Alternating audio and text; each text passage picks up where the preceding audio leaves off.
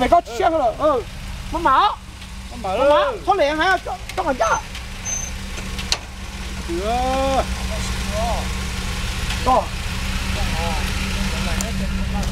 bắt thòng nó, con nó tôm nó đỉnh cho là cái đỉnh nó tôm to, có rồi, chúng tôi hồ sơ, nó mới lo mình chơi rất là nó là sắp tao cái gì, nó, chúng tôi hồ,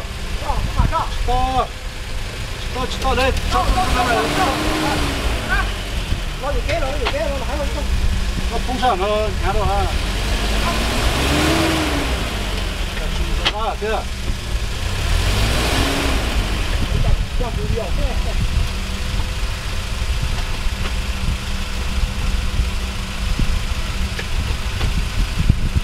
Có lần nào mua sa bảo bị chuyện cái lấy à? Cái nó mới chia. Để nó lo đầu tiên luôn nha. Không mở. Nó mở. Cái nó lo, nó còn cả chứ con lo kia nó lên mê rồi. Không phải lọc ảnh nhờ sát tầm ăn kia. Có lọc mà lọc từng kia lúc có thế đâu mình không có. Lo là há nó chưa? Để nó chưa? Rồi không được. Ok, không mở. Không mở. Ok, không mở nó. Ok. Mình chỉ phá mình chỉ phá driver. Cứ lên bên kia, cứ lên bên kia. Lúc đó. Không mặn rồi. Không mở rồi. Không mở rồi. Ok. Ok. Không mở.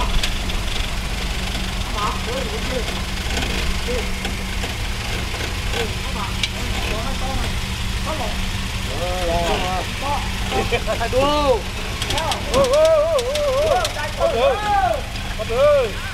Đại tật bác ơi.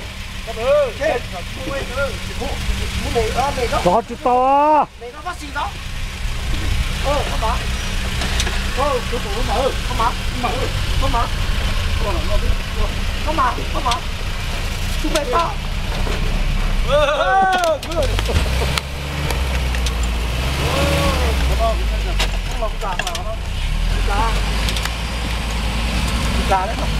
Còn luôn à? Để tin dây tà đấy ha.